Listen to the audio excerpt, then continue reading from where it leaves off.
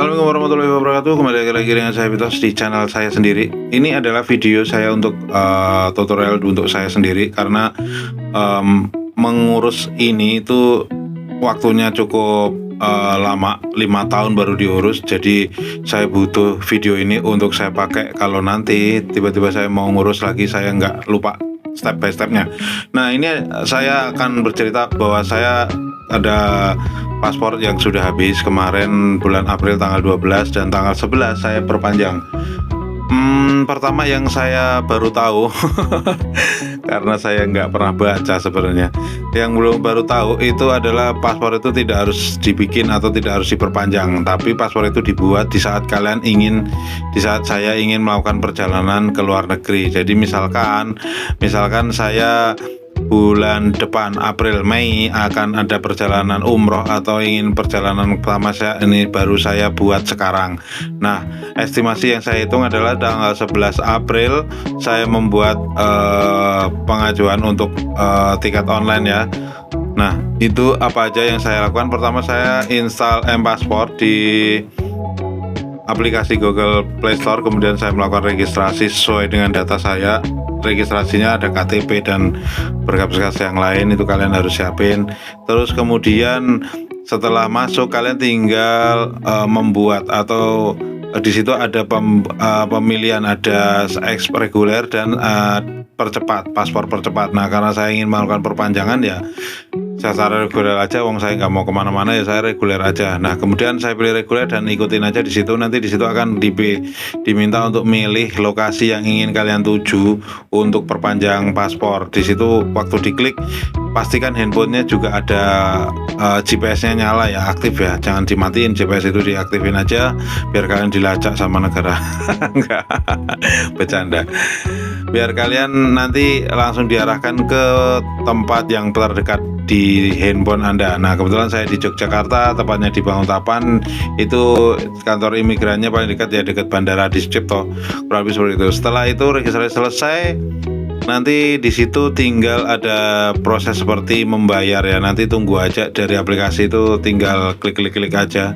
Kalau semua error, saya pernah sampai pusing ya, kok error ternyata tinggal mulai ulang aja, bikin baru kayak gitu. Dan pastinya mungkin ya, kayaknya lebih aman kalau kita melakukan itu di jam kerja dan di hari kerja, jangan di hari libur. Kayaknya aplikasinya kayak gimana itu, tapi itu menurut saya ya, mungkin ya enggak aslinya. Nah, itu saya ada gangguan itu, saya tanya ke bagian imigran, ternyata cuma diulang aja Pak. Cuma simple gitu diulang ya, padahal saya udah 2 hari klik gitu kok nggak bisa proses selanjutnya. Itu proses dimana saya akan memilih kan biasanya kan waktu sudah selesai klik reguler dan ngisi pak foto paspor lama, KTP lama kayak gitu-gitu, terus ada akte atau ada ijazah itu yang diupload di setelah reguler itu kan ada milih lokasi. Nah, lokasinya itu nggak bisa diklik. Misalkan tanggalnya mau kapan itu nggak bisa diklik. Nah, karena nggak bisa diklik ya udah, akhirnya aku langsung aja ke imigran, terus diarahin ke lantai 1. Kalau di Jogja itu di lantai 1 paling pojok timur lah. Nah, itu udah disuruh ngulang aja, dipandu sama dia, suruh ngisi lagi, dan akhirnya berhasil dan muncul kayak billing gitu ya. Kita kurang lebih billingnya itu 20 menit lah dari saat kita selesai daftar reguler itu tadi. 20 menit sudah muncul, bayar udah kurang lebih 350.000. Karena saya kan reguler dan biasa aja, kurang lebih bayarnya segitu, 350.000. Terus kalau udah saya tinggal pulang dari kantor imigran, terus saya tinggal bukain aplikasi M-Paspor itu untuk ngecek apakah sudah bisa bayar apa belum, karena memang nggak keluar langsung, dan rata-rata sekitar 20 menit baru muncul billing kita. Itu seperti virtual akun, tinggal kita nanti bayar. Kurang lebih virtual akunnya 24 jam kali, 1 kali 24 jam bayar. Jadi masih ada luasa sehari dan udah bayarnya pakai ATM ataupun bebas. Kemudian di situ pada saat reguler itu saya suruh milih untuk pengambilan foto untuk melakukan foto itu tanggal berapa. Nah, dari tanggal 11 April 2023 saya ada pilihan, yaitu paling terdekat itu 27 April 2023, yaitu hari ini video ini saya tag.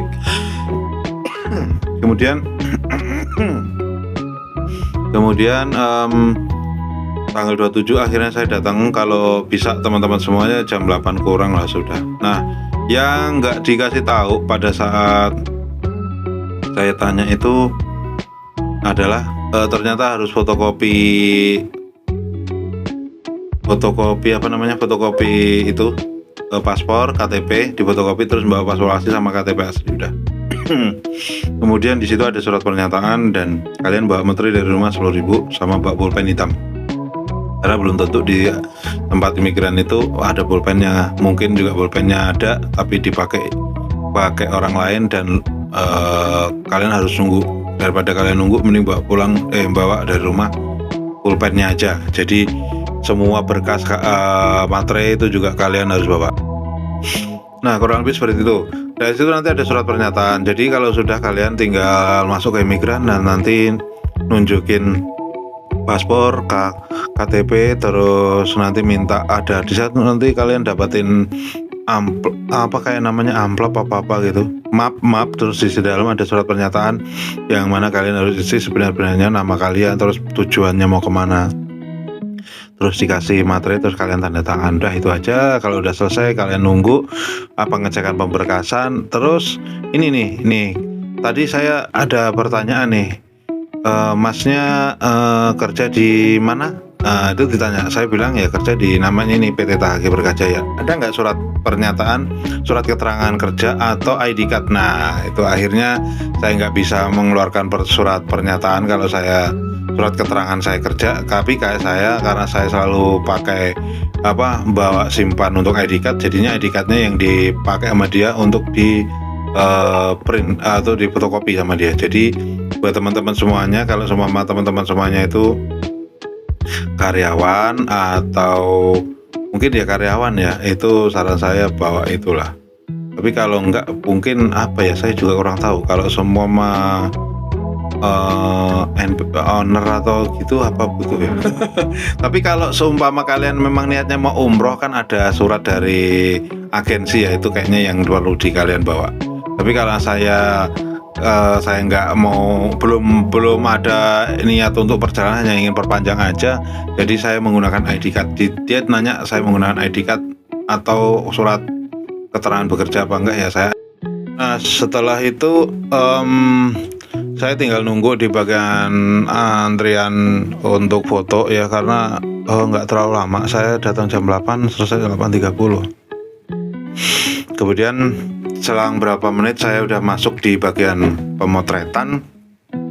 Di sana saya juga masih ditanya ini untuk apa gitu. Di bagian administrasi ada 2 orang di situ, yang bagian motor sama bagian administrasi itu pengecekan. Terus kemudian terakhir di bagian foto, saya tinggal foto, terus semua sidik jari saya direkam. Nah, di situ saya mendapatkan surat bahwa pengambilannya tanggal 4 Mei. Nah, kan udah jelas ya. Jadi pengerjaannya untuk paspor itu saya buat tanggal 11, terus tanggal 27 saya foto, terus tanggal 4 sudah jadi. Nah, jadi kurang lebih sekitar 1 bulan. Jadi kalau teman-teman semuanya mau perjalanan ke luar negeri, kalian estimasi 1 bulan sebelumnya sudah ngurus paspor. Lebih aman lagi 1,5 bulan lah, biar tidak terjadi sesuatu hal yang tidak diinginkan. Tapi mungkin kalau kalian pengen yang instan, yang cepat, ya mungkin ya pakai yang ada pilihan udah reguler atau online atau enggak offline, itu ada kayaknya.